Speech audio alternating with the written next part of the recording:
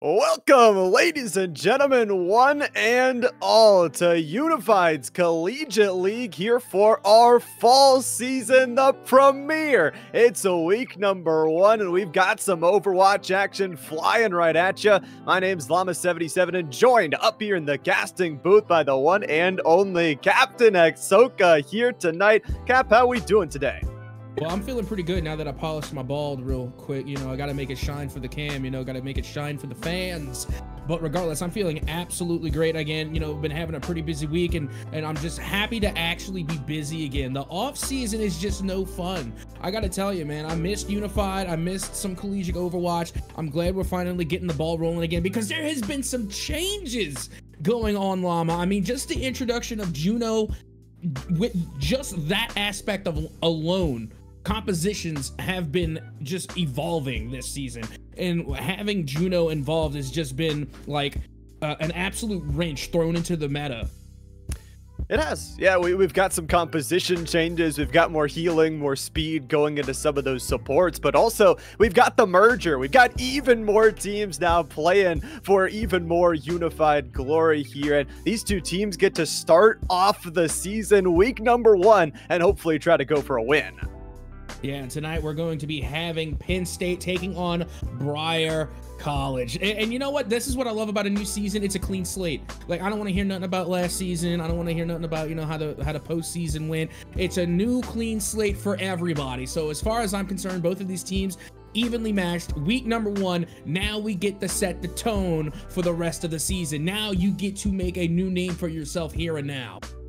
Well, you mentioned the two names. Let's talk a little bit about format and how they're gonna make their name. We're gonna be playing best of 5s here to start out our regular season. We'll start on Control, Hybrid Push, and then if necessary, we'll go to Escort and Flashpoint to end off the day. 3, 2, 1. I'm still getting used to that format. That is interesting to me.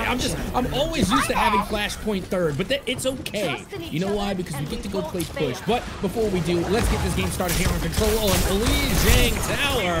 And I'm just looking at the compositions off the rip. We do have some of, not necessarily old meta, but we're looking at that Doomfist over there for Spooky Spanish. Meanwhile, you have Wanston coming out with the Ramatra, and this is going to be that Remy rush that we have been seeing a lot of, especially with Juno now as the main support.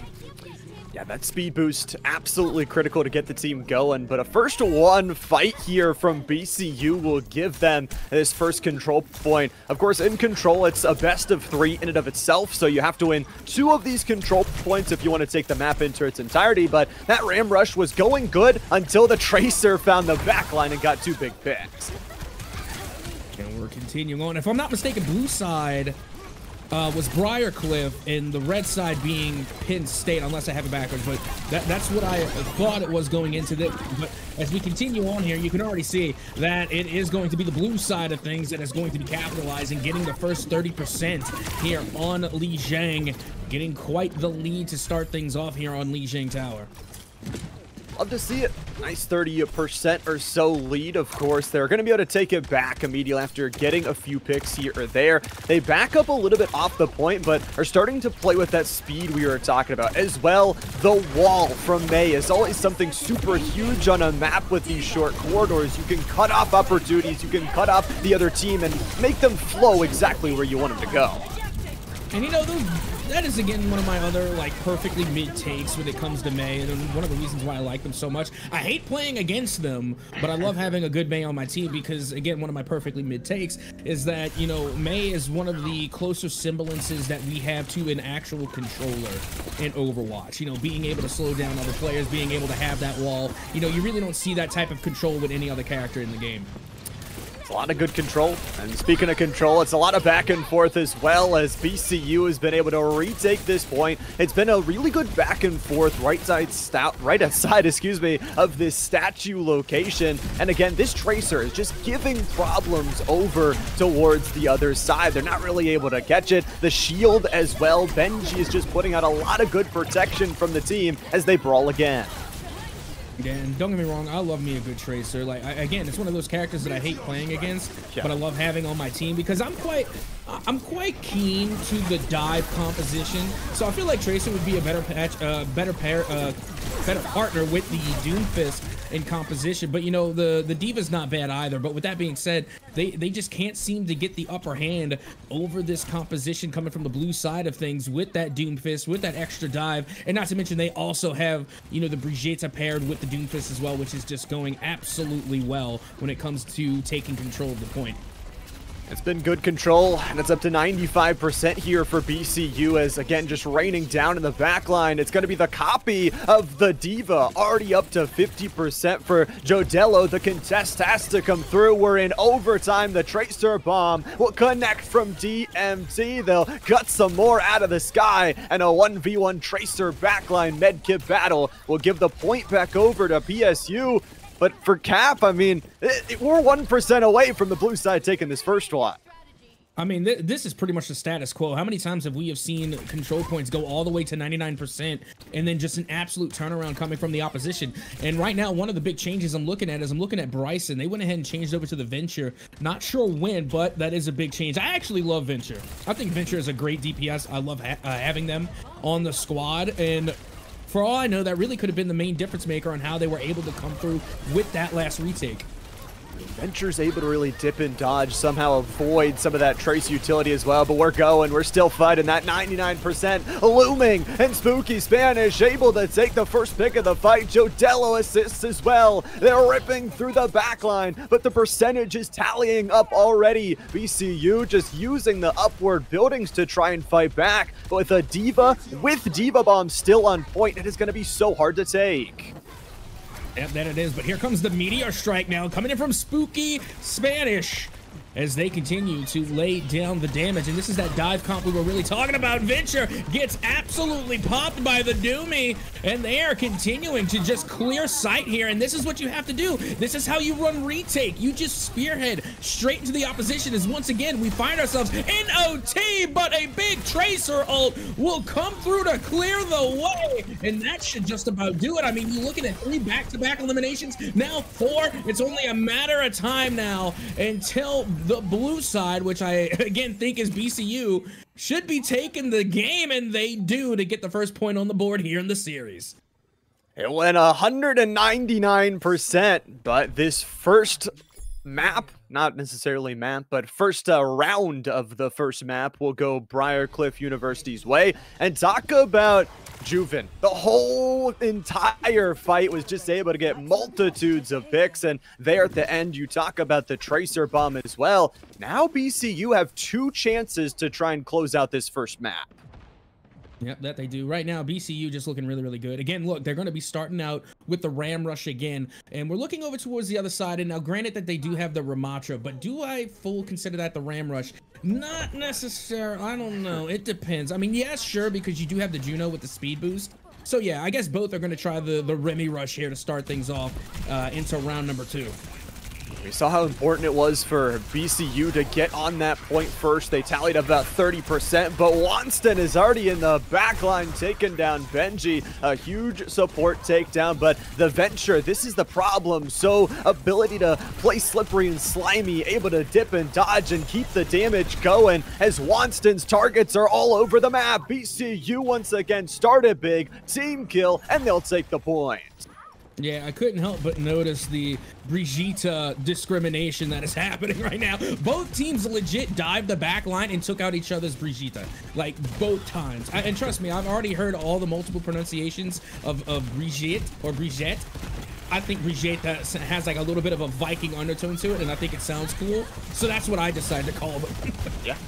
I mean, lots of different names, but definitely a big target in terms of the shield output and the healing that they can provide. So great target acquisition for BCU. They pushed all the way up to the doorway with the Maywall again. So tough to take a complete 5v5 fight. Separated time and time again, having to use their DPS to even break through that wall. And that's just delaying time and time and more time. For BCU, they're almost up to 40% already. And you know, I gotta be honest, now that we're seeing Jodello once again come out with their ult, being paired with the Spooky Spanish ult, I mean, this to me is where a big difference is being made. DMT now on their Tracer, coming from the side of PSU of Penn State, now have their ult, and they are gonna use it. And it is just an absolute ult dump that is occurring right now. And normally you would like to trade like 1 for 1, but They're just throwing everything in the kitchen sink, every ult just being thrown at the point right now. You can feel it's a little bit of panic. Already the percentage getting out of hand, and for BCU, they already took the first round of this map. They just need one more to clear out this first one, get the first map win on their series and their start of the season, but the Ramatra ult was enough to hold until 80%, but finally Penn State will get the battle. They won it. Well, here we go. This is a little bit reminiscent of round number 1. Where, except last time, you know, Briar managed to get it all the way up to 99% before Penn State managed to turn things around.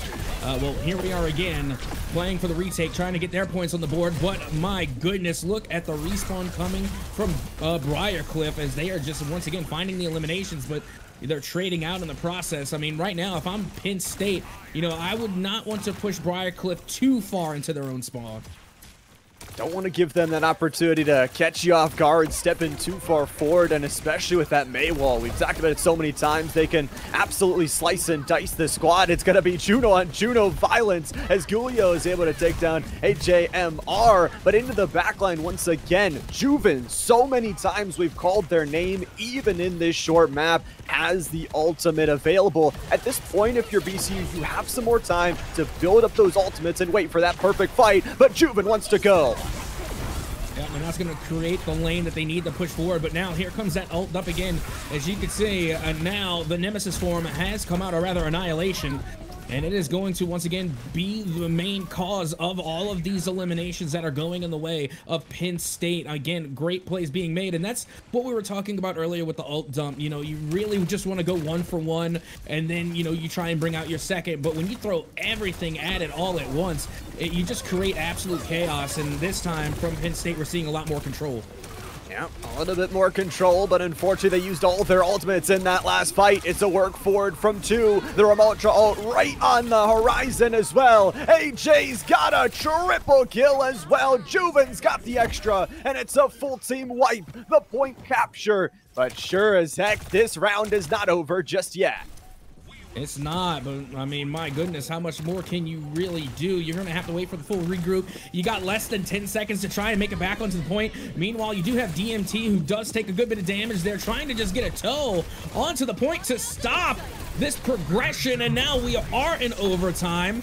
But that meter going down ever so slowly. It comes right back. Somebody was able to get a toe on from Penn State, and they managed to stay alive a little while longer. Gotta keep fighting though. It's in overtime. You have to keep the touch on the point, and the Ramatra ult is good enough to take down Quinn. It's 3 for 1. The overtime timer is at least reset, but the fuse is gonna dwindle low. The ice cube form is used, and it's just one lone tracer. 4v1. Can they delay for long enough? No. It's BCU back-to-back rounds. They'll take this first map. Well, there you go. Way to start things off. And, you know, at the very least, we do know that, you know, Briar pretty savvy when it comes to control. So right now, if I'm if I'm Penn State, the one thing I would be taking from this is that we don't want this series to go to Flashpoint, because it might be even worse than it was on Control. I mean, they came out and they absolutely dominated 2 maps back to back, and not to mention their retakes were absolutely phenomenal. Even in that last round, we saw that it was Penn State that pushed Briarcliff all the way back to their initial spawn, and still they managed to break through, come through in the retake, and then retake control of the point. Those retakes were absolutely huge, but BCU also, both of those first 2 rounds started 33% up in the first and 40% up in that second one that started building and building and building. So getting that speed, getting that advantage first. And like we said, this is the first map of the season that these two have played in the UCL. So for BCU, you got your first win under your belt, and for PSU, you've got your first loss. But it's not a series loss just yet. Like we said, best of 5, you have a chance to battle back, but Cap, we always say it, the reverse sweep is hard no matter what esports you're in. If you are PSU, you gotta win this next series. Yeah, you definitely do. And you know what? We're going to go to the tried and true. We're going to be going to Kings Row to play some hybrid. And you know what? It is what it is. You know, we've been here a lot and we're not going anywhere. And neither is Kings Row. I mean, my goodness, this is the tried and true of Overwatch.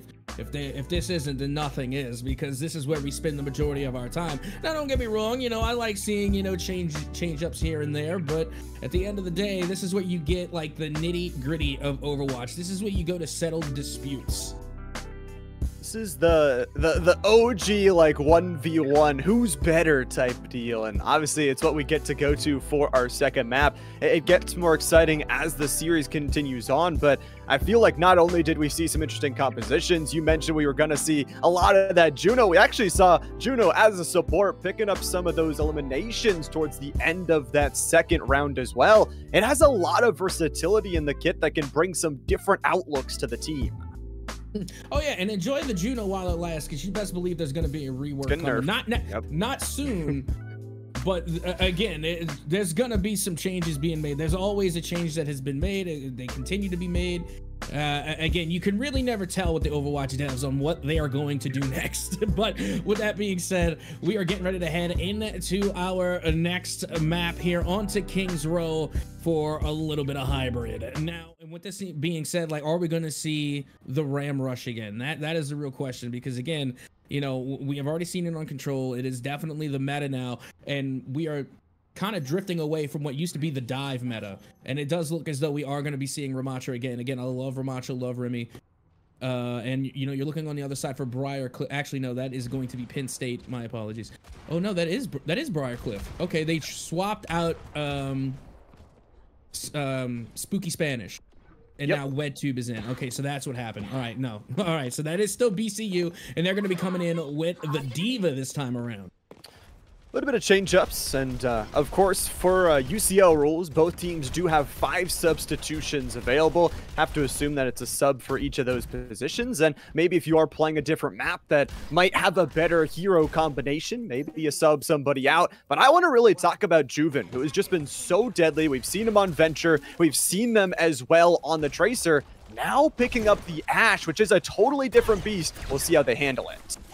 I mean, so far so good. I mean, they're shooting at a pretty high percentage, you know, for the most part. Unfortunately, they did miss the dynamite there, not really able to capitalize too much on that. And now it's just going to be an all-out push coming from the side of Penn State. They are going to be going the back way, going above that secondary spawn. Meanwhile, you do have AJMR just trying to keep their teammates alive, but I like this push that is coming from Penn State right now. Love to see it. Already getting a little bit forward. We are seeing some of what Juno can do in terms of the damage category with those pulsar torpedoes. Can hit up to 3 targets, friendly or enemy. But you mentioned it, great Maywall cuts off the Diva from pretty much the rest of the team. Surrounding the point right now is BCU, not trying to allow any sort of easy walk on in. The dynamite once again connecting, but it's just a little bit too far away to get full value.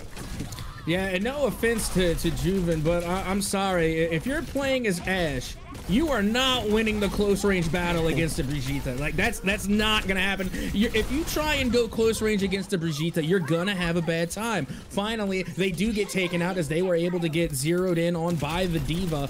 But, you know, overall, you know, they did a good job of getting a couple of frags on the board, getting a couple of eliminations, doing a lot of damage, yeah, sure. But at the end of the day, you know, BCU, they kind of failed to even get a tick off of the first payload. Yeah, that's very important to note here. You don't get any progression unless you hit those singular bars in between each of those sections. So 3 of them up at the top, and why is it called hybrid? Because of course you have a control point, and then once you win it, you get the cart and have to push it all the way to the end. You do get a little bit more time for each objective you accomplish, but down to only 2 minutes left, man, BCU are playing some really good defense. Yeah, but take a look at this. You literally have every ult waiting there coming from the side of Penn State as they will begin to push forward. And we already got to see the rally, the orbital come out from the Juno. And now here comes Annihilation Form coming out from Wonston. And they are going for the ult dump all onto this first control point. And the only retaliation we have seen has been that Bob, as that ice wall does go up in order to block a lot of that damage. And it seems as though that they should get that first tick, and they are able to confirm it, but they had to throw 5 ults at the point to get it, and let's just hope for them that it's going to be enough to get the entire point. That's the hope. They're pushing forward. They at least took down the tank on the other side in the Diva in WedTube, but it's still this contest, and you talk about the Mei being able to go into that Ice Cube form, delaying time for PSU. It feels good, but you're losing a lot of time here in this fight. BCU has done a good job, especially with the Tracer. You can dip in and dip out at that point, make sure that you can delay the progress, and it looks like only one tick of the objective. They're down to 60 seconds, Cap. They almost had two. They were literally like an eyelash away from having that second one, but I'm sorry, the push is just, I don't know what went wrong. I mean, I'm sure I do, but I'm trying to be polite. You threw 5 ults at the point and couldn't capture it. So instead of saying, you know, what went wrong, I'm going to say what went right, and it was the defense for BCU. Defense is playing well, and with 30 seconds left to go, they're not stopping at the objective, pushing Penn State all the way back towards the spawn point. Jodello is once again able to pick up a amazing elimination, and you see the swapperation. Juven, we've said it, been playing the Ashe, been playing really well, except those close range encounters. Jodello on this Tracer has caused so many problems on this first defense. And now you can see once again they're going to try and hold this pinch here, trying to hold that choke point, as you can see the Diva nearly being knocked out of their mech, and there they go, and they will be eliminated. And there you have it. WedTube on the side of BCU does go down, and it was an interesting change to try and match, you know, Diva for Diva, but at the end of the day, Wonston just came out on top, as finally it does look as though they managed to get the point in their favor, and now the payload will move forward. Moving the payload forward, they'll get some extra time, as we mentioned as well. 2.5 minutes on the clock for Penn State. You see the diamonds up at the top of your screen as well. For that first diamond, if they reach that, they'll gain some extra time as well. For BCU, they didn't overextend. They don't have too many ultimates to battle back. And the problem is there's 3 of their opponents on the payload, so they're moving it as fast as possible. And now you got AJMR trying to work from the outside. Again, having that speed boost is just such a huge difference maker. But the only problem is that on the other side, they have a Juno as well. And now you can hear the rally being activated, coming from Benji, just to try and keep their team alive. But they get hit with the snowball, the blizzard from the Mei, being a big difference maker here for the side of Penn State. But at the same time, Juno, AGMR able to use their ult in order to keep them alive. And once again, we are just seeing the ult trades being made here on Kings Row. And they're mostly favoring BCU. Once again, they walk out ahead with Bob still up and available. And now here's the problem for Penn State. Sure, they made some distance with that cart, but they open themselves up now with no cover from the cart to these long-range Ashe angles. A good cutoff on the side will be the Diva for nothing trade, and this could be a push usage. The team has no enemy tank. You have to go.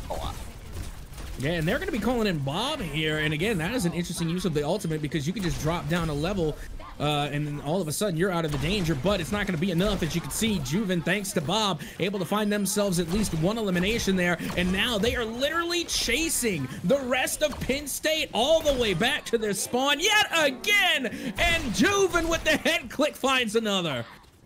Another and another. We ask, could they perform on a different hero? The answer clearly is yes. And with 30 seconds left to go, Penn State is going to have to find a way to get back towards the payload. Diva v Diva slapping each other with some wet noodle bullets. And instead, it's WedTube getting into the back line, still has the Diva bomb available, but it's down to 10 seconds for Penn State. You know, I'm gonna wait until this match is over, but you know, again, I got some interesting banter from when we head, you know, into our first little intermission there in the sideshow. But for now, you know, we're getting back to the action. WedTube nearly being eliminated there, as you do see Juno does get eliminated. And now, hang on, hold the phone. The eliminations all going the way of BCU. They are just taking down every single player from the side of Penn State, and that might just do it. That could be the game. That could be the match. The pulse bomb goes off, and there you have it. Round 1 goes the way of, well, it's not over, but they held Penn State to only 1 point. Love the fight there at the end from Penn State. They at least overcome the struggles. They were in overtime, if we remember back to that first half of the hybrid in that control point part of it. They won some good fights, but at the end of the day, you just see the fights being won. The ultimate wins from BCU to be able to hold on to more of their resources. Now, of course, if you don't know how things work, we get to swap sides. This is the fun thing about hybrid. Now the other team in BCU, they get to be the ones trying to go on offense. Yeah, and I'll be honest, BCU, it seemed like they were already playing offense while on the defensive side of the payload. I mean, they were playing so aggressive. They were getting so many eliminations. They were going frag heavy. Again, Juven, getting a lot of those head clicks along the way as well. And also got to give a big shout out to WedTube. Also got to throw it their way as well. Again, they were doing a really, really good job on the Diva, and they were being able to be that real spearhead that really pushed the I guess not even the objective, because they were on defense, but they literally just kept pushing the opposition all the way back off the payload and back towards their spawn. So again, a lot of aggressiveness coming from the side of BCU, and now they get to use that aggression on offense. We'll see what they can do with that aggression. Here's also what could happen after this round. If they are able to win it, if BCU is able to get the job done here, they would be up 2 maps to none with a chance to pull off the sweep in map number 3. BCU going with an interesting composition, pretty much the one they had in that last one, and it is a swap off the Widow. I thought we were going to get a little bit spicy with the snipes, but it's still Juven back on that Ashe. Oh, absolutely. And, no surprise there either. You start out with the Widowmaker in the window. Widow in the window. That's the meta. Always has been, and I think always will be on King's Row. And then once you push past that choke point, that's when you switch to another character. You can even go with a hit scan if you want, someone like a Sojourn 76, but we've already seen that Juven can perform on the Ashe. So again, no surprise there, switching back to what they're good with. Switching back to comfortability here, and a little bit of comfortability already building on the point. Penn State has played relatively well in this defense to start, but there's so many different angles you can approach this first control point from. BCU is changing up their area of attack. They're going from the high ground, then looking to go in through the low ground, which has that extra small med kit to boost your run on in, but just slowly whittling them away and starting to build up those ultimates when they can. Yep, here we go. WedTube again playing around Statue. Trading blows now with Lonston as they go right back up high, trying to single in on some backline DPS. And once again, going to slow things down a little bit here, trying to change the pace of this push as they nearly were able to get that first tick gone on their first push, but they have been held to a standstill so far.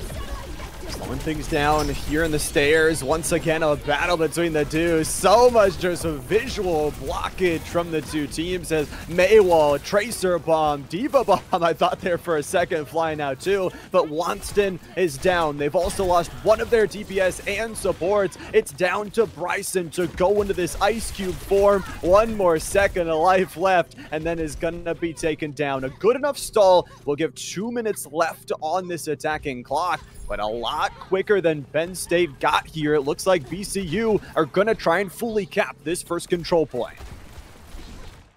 Yeah, and they should get it too. That was actually a really nice bait and switch. Notice how, they were kind of playing that slow game. They were really just luring them into the corridors here, because once you're in there, you were met with such small amount of room to move in that you literally just eat all the damage that is being thrown to you. So again, nice little bait and switch to kind of like poke and prod and agitate the defense, and then basically entrapping them once you were able to pull them indoors. And with that play that has been made, now the payload begins to move forward, and they are that much closer to taking map number 2.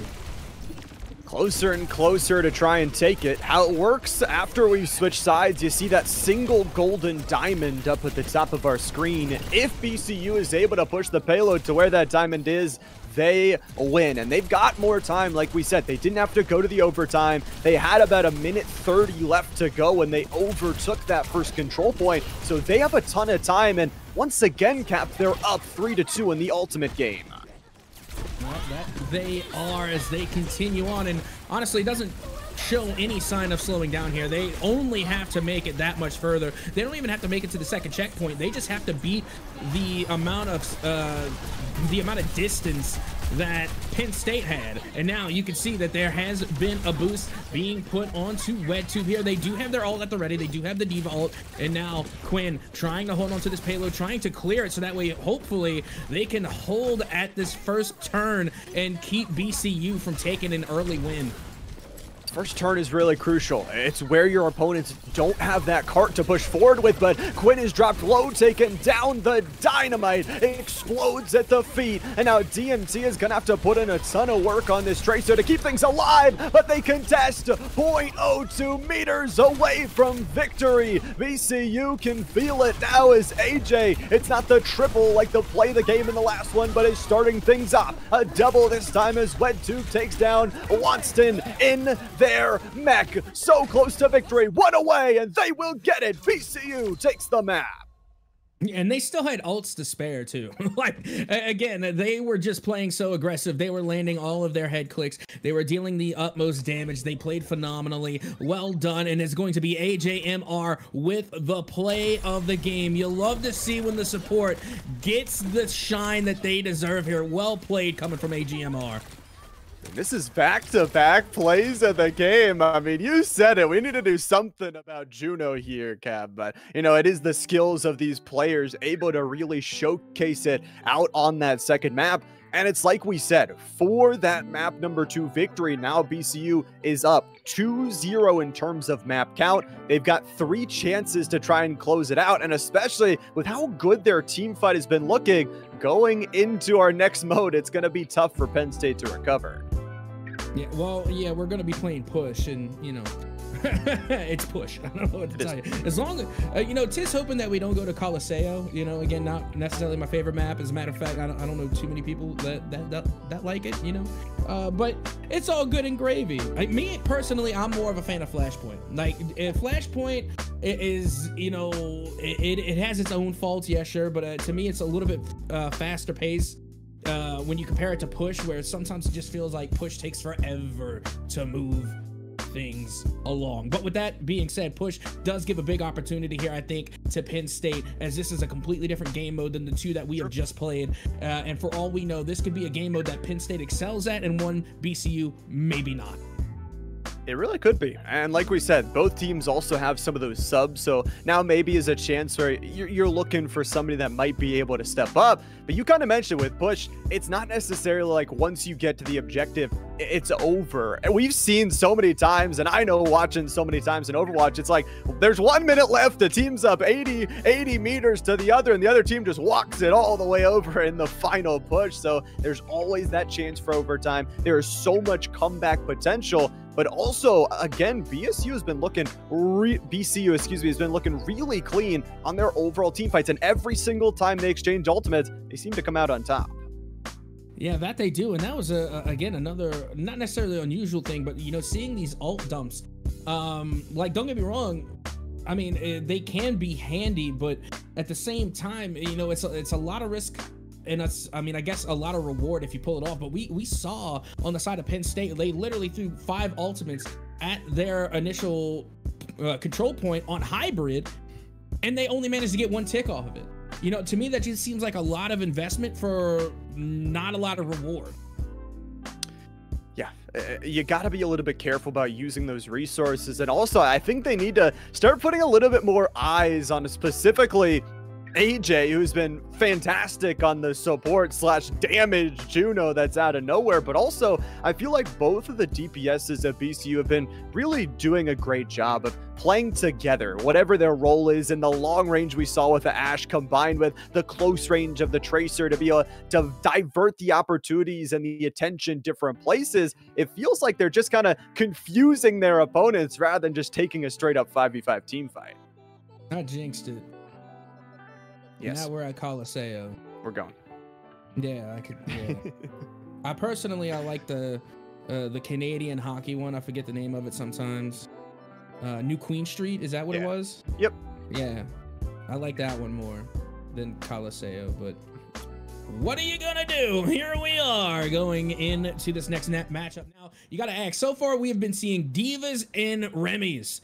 And that is all we have been seeing today as far as tanks are concerned. And then we have been seeing a lot of Junos. As a matter of fact, before we even get into the nitty gritty, I just need to point out that since the addition to Juno, at least in competitive play, it seems as though Juno has replaced Moira.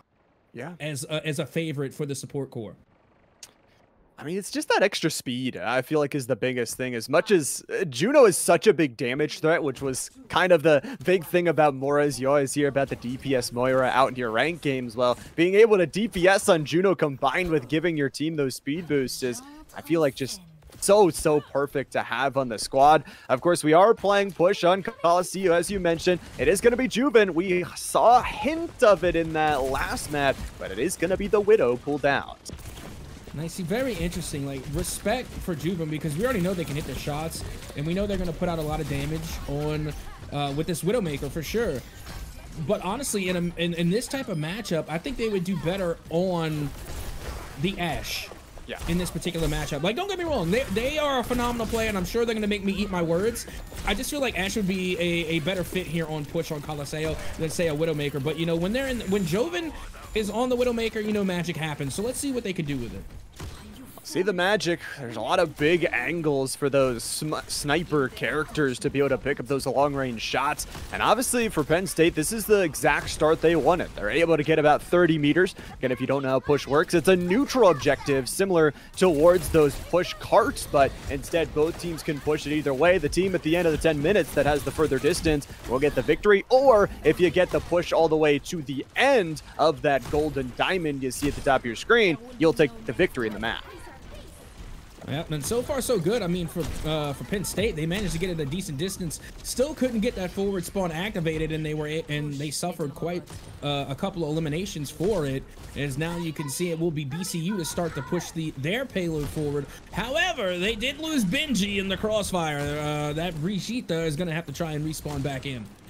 That's a lot as well, because you're not running the Ramatra. That's a shield that you're losing. That's a little bit of frontline as well. So having to dip on back. But this is the classic of the push. You're going to see the back and forth. When you go to the other team's side, they have the closer spawn. They usually have a little bit better, longer angles to work with. But it is a couple ultimates online. Tracer bomb already flying out from DMT. Yeah, and I'll be honest, when I'm playing game modes like this, where you see like a lot of your opponents kind of lining up, you know, being corralled in like these narrow lanes, this is where I like to bring more splash damage. So, you know, again, I like the venture that we're seeing from Brian on the other side, or Bryson, my apologies. And then, you know, also I wouldn't mind seeing someone like a Farah. Again, getting that fire splash, the flyer splash damage is something that I like to see. And also Junkrat can be a real nuisance as well. But once again, I'm going to put my trust here in Juven. I think they know what they're doing, as well as Jodello. But like I had mentioned earlier, you know, this is some of a better performance that we have seen from Penn State. And, you know, I think Bryson on that venture is putting a little bit of work in with that splash damage. Doing some good work, and is going to try and keep putting out the damage, as it's been great in this map so far from Penn State. They're already up to 67 meters. They are going to lose the point for just a little bit, but again, their target acquisition is just top tier. They're taking down Benji before the fight even starts multiple times, and again, that's part of the front line for this BCU squad, and it's also a decent bit of healing, so they just have to back up. They have to retreat. You talked about that forward spawn. It's going to be acquired as PSU hit that first diamond. Yeah, and we saw WetTube. They're going to go ahead and swap out again to that Doomfist. I mean, it was a little bit ago they made the swap, but I just want to, you know, I want to focus in on it just for a moment again, because we're seeing some of that dive comp, especially when you pair them with Jodello on the Tracer. You're getting really divey. And the only problem with that is that when you're playing the dive comp on push, it doesn't have the same effect as it would on control, hybrid, or escort. But with that being said, they do manage to come away with a big stop. I mean, they were literally just one corner away from making their way to that final push point. Right there, one more bend, and obviously they don't lose that progress that the robot will have to push again. We'll just have to lock it at that faster speed. I love the change up from Juven towards this Echo. I want to say when they get that ultimate, who they're going to be able to duplicate. A lot of good ultimates on the other side, but it also adds a little bit more depth towards their composition. With attacks from the air can make it really tough, and is going to duplicate the Ramatra.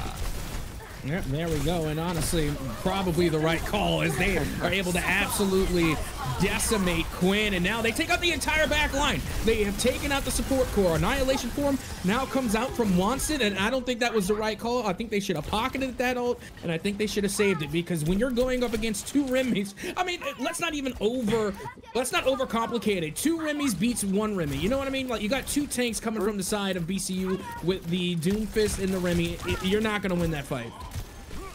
Two tanks always better than one is what they say, and used really well. Juven, I love the swap up, but it's going to be DMT to take them down in this fight before it starts. Some good distance being regained from BCU as they're almost to the 40-meter marker. And like we said, we're only halfway through this point. We have got a pause here just for a second. Of course, it's first week. We're going to have some technical difficulties as looks like a possible mouse breakage scenario. But again, a great start for BCU after this halfway marker. But Cap, they're going to have to win a few more fights. I mean, absolutely. I mean, currently in the lead right now is Penn State. I mean, they're up 95 meters to 38. I mean, the possession of the robot currently, up in the air here is they literally just lost possession. So you got to keep in mind is that the majority of these push matches, typically end when the time expires. It's not too often that we see the robot make it the full distance. It's whoever has the most distance at the end of the regulatory time. So as soon as the time expires, that's that's it. So right now, the way I'm seeing it, Penn State have quite a significant lead, and they just have under 5 minutes to try and make up the gap in distance. They've got some time. They've got about half the time left to go. And the good news is they're already up 2-0 in terms of the overall map count. So if they win this one or lose this one, they're still in a relatively good position here in the series. You talk about control of the robot, though. PSU was able to take down WedTube, and now they're moving back forward, back on their offensive side. Yep, that they are. And keep in mind that they still do have that first checkpoint activated. So that is only going to continue to, embolden their efforts as they continue onward. Meanwhile, we're looking at AJMR once again from the outside. We've already talked about how these abilities manage to result in a lot of healing and a lot of damage. And that was a big pulse bomb onto Benji. What a play from DMT. DMT has been star of the show throughout this third map between these two teams. The Tracer, it's such a staple of Overwatch, but being able to find the backline, finding those picks before things get too dangerous is always so huge. And for PSU, they're over 100 meters. They can see the finish line right in sight. Yep, that they can. And meanwhile, you do have DMT trying to battle things out there with the other Tracers. They are able to avoid the danger. Now going right towards the back end, looking to put on that damage. But AGMR able to find an elimination of their own. Being able to take out DMT, that is a huge elimination. We've already talked about how much of a nuisance DMT has been for the side of BCU, and they just managed to target them perfectly. And that's the kind of counterbalance of being the Tracer. Yes, it's nice you have mobility, but you're also one of the squishiest members on the team. So if you do get caught, yeah, you are caught indeed. Jodella's going to be chasing him down in a 1v1 Tracer battle. Will take back time to get some life essence back, but it's down to 3 minutes left to go, and it's the Tracer bomb and also the duplication. The duplication will come in here in this next fight, as it needs to be a win here from BCU if they want to get some more distance. I mean, and they're running out of time to do it as well. Like we had already mentioned, half the time had expired. Well, now it's even half of that. Constantly running out of time. But look at this elimination feed showing up all in the favor of BCU. That is a huge team kill, as now they're going to be able to push and get this forward spawn activated. They should be able to get this first checkpoint on pretty much locked in. Hopefully they can get there, but it's not enough to get this first checkpoint. They're gonna have to keep on pushing. They're gonna have to win a few fights. They used 2 of those ultimates in the last one. They have 1 remaining. That Diva Bomb can be so good on the bridge, especially to clear out your opponent and keep that push going. The shield is enough. The tanking is enough. They'll lose Benji, but it's still a positive fight here for BCU. Yeah, it's looking that way, and again, they could get that forward spawn. Again, the robot is pushing so close there to getting to that first checkpoint. Meanwhile, you do have WedTube along with Joven trying to hold off the aggression here, as they just get so close time and time again, but they are literally stopped at the goal line. They lose Juven. They don't want to go over aggressive. They've still got 3 ultimates in their back pocket as the rally is used from Quinn to try and clear them out. It's a good time waster. There's 90 seconds left to go on our game clock here in map number 3. Penn State needs a win. These final fights are going to be critical. They really are, considering that they only have 1 minute and 20 to, you know, really get their last push in. As you can see now, WetTube going to be taking back control of the robot and not really being able to harp in and zero in on anybody. It is just absolute chaos. It's a real scramble, but like you had mentioned, they still have the Dima ult, but so does Wonston, and DMT also has the Pulse Bomb ready as well. Again, that's going to be huge damage, especially if they decide to use them both in a single play.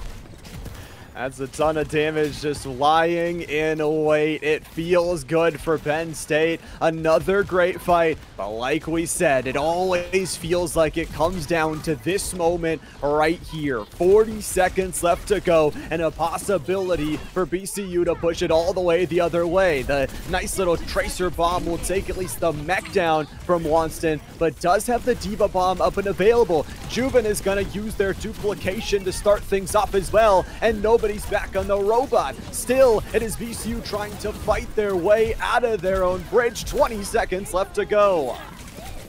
Yeah, I'm going to wish them the best of luck, though. I mean, the way that we have seen, you know, Penn State play in this game mode has been nothing short of phenomenal. DMT, again, being an absolute menace with the Tracer, being able to find yet another elimination onto Juven. And Juven has been like one of the main, if not the main DPS, the main difference maker there on the side of BCU. And DMT has just had their number from the get-go here on Coliseo, as now you can hear the rally being used once again by Penn State. They're going to call in that Venture ult as well. Overtime now in play, and that honestly should be it, as they get 3 eliminations, only 2, and now they get another one. That'll do it. Penn State come away with their first win in this series. Now get the map victory. It's gonna be 2-1 overall, and a different type of mode going their way, but for the 3rd map in a row, it's gonna be AJMR with the play the game. And you know what's even crazier is that, you know, again, 3rd game in a row they get to play the game, and this time they didn't even win it, and they still got play of the game. Yeah. Wild. Absolutely wild, but it just goes to show, I mean, the skill of these players absolutely top notch, and for Penn State, the skill to be able to win that map feels great as well. You extend this series by a little bit more. We're going to at least a map number 4, and if you win this one, you're able to sort of get that momentum and maybe pull off that reverse sweep. But Cap, we're kind of going back to a mode we've already played that BCU already looked great in. We played half of it on the hybrid, but this time it's full cart push. Yeah, and you see, that's the thing, you know, when we were on hybrid, it was just a completely one-sided venture. However, what I will say, and it was something that we even said going into push, is that, you know, this could be a real big chance here for Penn State. It was a big chance. It was a different game mode. They managed to reset, recalculate, and they managed to absolutely lock in. Now they have a little bit of wind in their sails. They got some momentum. They got some morale, and now we're going to be heading to Escort. So who knows? Maybe this could be the shift that they need on the side of Penn State in order to force the game 5. But now that we're going back to Escort, we already know how well, you know, BCU were able to really operate in this type of setting, in this type of game mode. However, instead of Kings Row, we're going to be heading over to Shambhala Monastery. I love it. These map picks have been pretty, I would say, somewhat standard. I know you don't like the Coliseo, but that's a little bit more standard as well. But to see some of the different ones here throughout it are nice. And obviously you have to follow it throughout the season. Obviously comfortability is such a big thing for these two teams, and we'll get to watch them grow and form against those other teams as well. But now going here into game number 4, BCU still has a chance to close out the series. And if it were me, Captain, I'd much rather close out to game 4 than having to go to game 5. Oh, absolutely. And now, honestly, I think Juven is also going to have to step up in a big way, because, again, you know, and I had even made the comment, you know, during that matchup, is that I wasn't the biggest fan of having the Widowmaker there on push. But with that being said, I think now, you know, going into Shambhala, especially if you're on the defensive side, and it looks like a Juven will be on the defensive side to start things off, and this is where maybe you can have a little bit more fun with that Widowmaker. So I think now we're going to see Juven wake up again. Like, I didn't think it was the best matchup on push for Coliseo to have the Widowmaker out, but now if Juven decides to go that route, I think they're going to have a lot more success.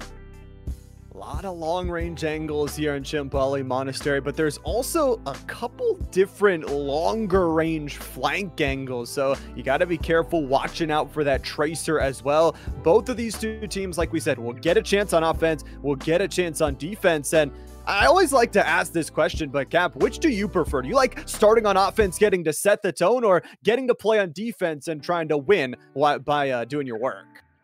It usually doesn't make a difference to me because I always lose. But if I had to say a preference, I think I would prefer to play on defense first, so that way when it's my turn to play offense, I know what I have to be. You know, it gives me a goal. It gives me, you know, an idea of, you know, what we have to surpass. Like example, when we saw in Kings Row, Penn State, they went up on the first attack, and you know they couldn't make it to the second checkpoint. They nearly made it around that first curve at Kings Row. So then it gave an idea to BCU that we don't even have to make it to the second checkpoint. We just have to get past that first bin on Kings Row. So you get a better idea of what your end goal is, and that's just my preference. Okay. Yeah, I'm actually usually one that likes to set the tone, say, you know what, we got some great stuff. You are the ones that got to match it. Of course, PSU are the ones that are going to have to set the tone here on offense. BCU will be in that same scenario as Kings Row and be trying to able to answer. You ask for the Pharah, but you're going to get it. Well, here we go. And again, I absolutely do love Pharah. Pharah is so fun just for me to play as. But with that being said, you know, I am glad that we finally get to see Pharah come out. Although I will say that I was expecting them to come out a little bit earlier, but, you know, again, glad to see them here on Shambhala Monastery. As already you can see the push being made here onto the payload. As it has, I want to say it has gotten a little bit of distance done. They are managing to push back the defense, and they are looking really good on the side of Penn State so far. I got to say, I think that win on push may have given them a little bit of a confidence boost. I mean, who wouldn't it give it to after you're down 0-2, being able to win as handedly as you did there for Penn State, being able to bring the confidence here in towards this fourth map. Still do have to be careful of the overall series score. Again, BCU leading 2-1. If they win this here, would still be the end of the series, would be the first dub of our premiere in week number 1. And this is the other thing for Shambhala. There's a lot of good cover for the Pharah to be able to protect themselves. Yeah, and one thing that I think is interesting is that, you know, we've been talking a lot about Juven, right, on the side of BCU, playing, you know, with the Ashe, with the Widowmaker. This time, they are switching to the Venture. They're going with the splash damage, and that's something that I like to see. And I like it in the essence that both sides are bringing some of that explosive splash damage. We're seeing, again, Bryson on the Pharah, and we're seeing Joven on the Venture. And you know what, I honestly think that's the right call. I think now we are beginning to see the use of being able to get more AoE damage instead of just trying to focus on one player at a time. That splash damage is massive, can really turn the tides of fights, but you know what else can turn the tides is a perfect Baywall. We saw Jodello there in that last one, trap the D.Va, 5v1 in a room, take care of the mech, take care of the baby D.Va after. D.Va's back alive because of the close spawn point, and here's gonna be a nice little opportunity for defense with so many ultimates up and available. The rally's gonna be popped from Benji, and that blizzard in those short corridors can be deadly, but they don't even have to use it. The Pharah is gonna rain from the sky, but won't pick up an elimination. Whoever was able to keep Bryson alive is insane, because Bryson, like, they heard the rocket barrage come out, and you saw all the attention go onto them, but yet they weren't eliminated. That was huge. Speaking of huge, big pulse bomb being used by DMT on the Tracer ult. Well played, well done. Picks up a 2K. Back-to-back eliminations there, and they won't stop. It's a 5-player kill streak here for PSU. They're gonna try and extend themselves a little bit further distance so they can grab that first checkpoint. Again, just like the previous, as we were talking about in Hybrid, every single one of those diamonds your squad does get to, that's a little bit extra time to work with on the clock. But only 55 seconds right now. One more good fight from BCU, and they could hold PSU out. Yeah, that they could, and you already hear the ultimates coming into play here, or nearly coming into play. You're looking at the percentages. DMT already has their ultimate back after just using it. Phenomenal plays being made by DMT, and now here comes the Remy. trying to, again, hold the line as that Wonston, or rather that D.Va being played by Wonston, able to use the D.Va ult, and now out comes the Orbital Ray from AGMR and Annihilation from Spooky Spanish.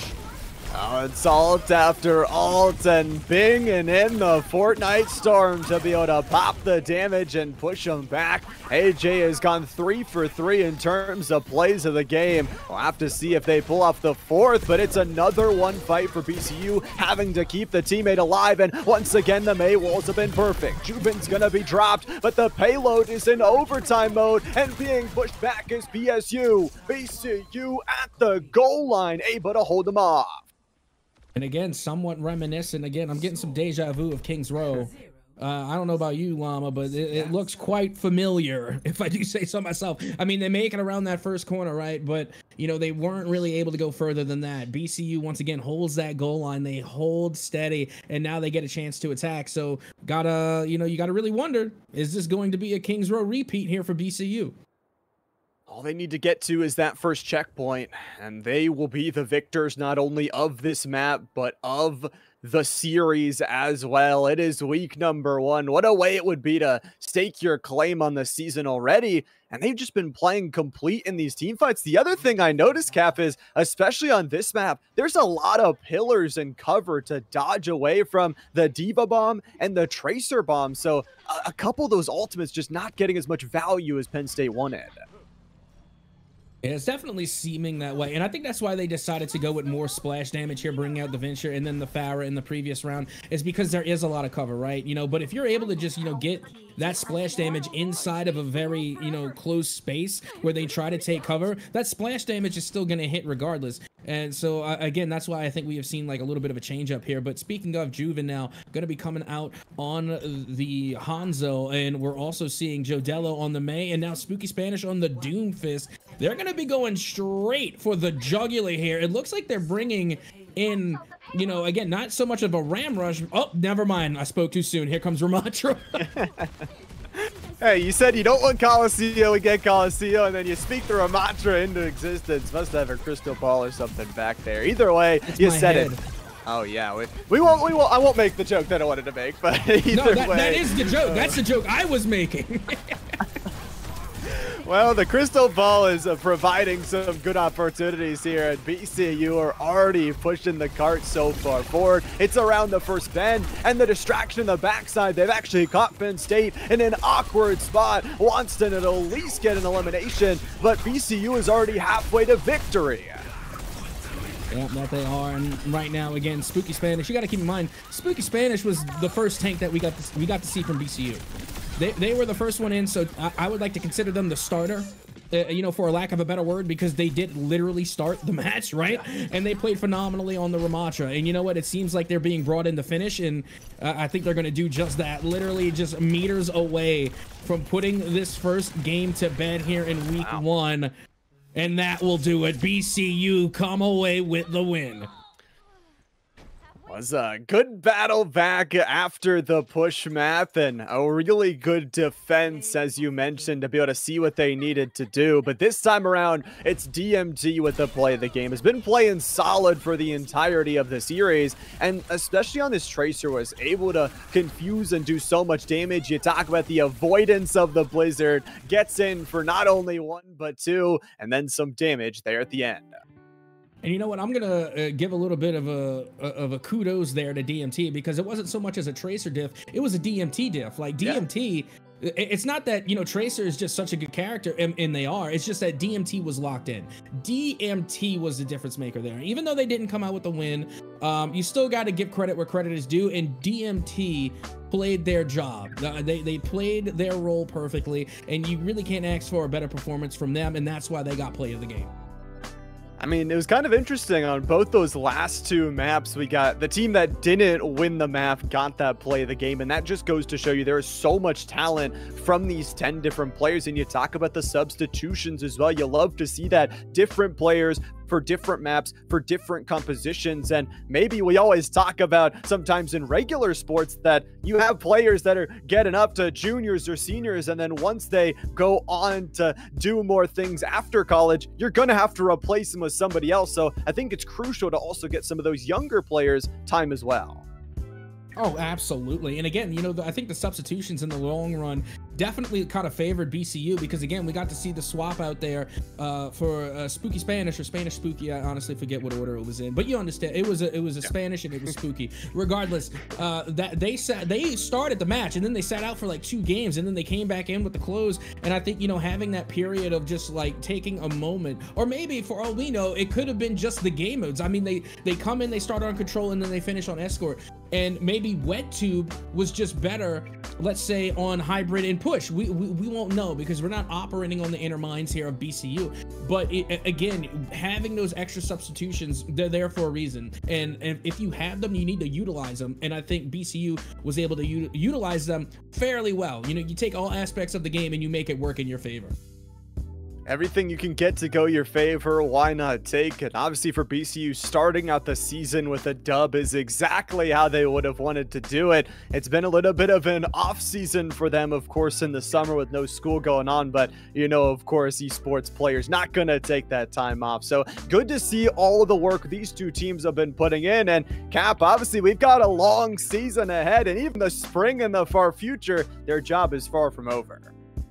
Oh, absolutely. This is just week 1. And, you know, this is more of a testament, I think, to Penn State, being that it is just week 1. You have plenty of time, you know, to, you know, correct yourselves. Again, this is the benefit of being week 1. It's also kind of a double-edged sword, you know, because all eyes are on you, right? You know, it's week 1. You're the flagship match that's going to kick off the season. So, you know, there's a lot of pressure on you. But with that being said, now that you got it out of the way, the nerves can settle a little bit. You can go back, you can watch the replays, you can see what you did wrong, see what you did right, and then make the appropriate adjustments. And for the side of Briar, you just came out and you made a statement. You made a statement that your team is a force to be reckoned with, but now you also put a target on your back. So, you know, again, you got pros and cons on each side of the spectrum here for week number 1. And honestly, just to start things out here today, I cannot wait to see how the rest of the season will continue to develop.